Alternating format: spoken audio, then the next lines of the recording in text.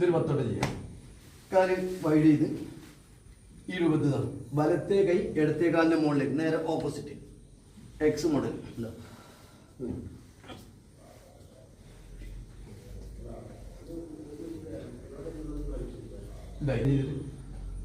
തല ഇത് ചെയ്യാം.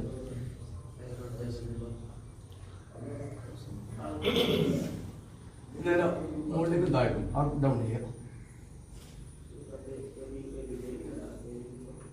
ഇനി റൊട്ടേഷൻ ചെയ്യാം.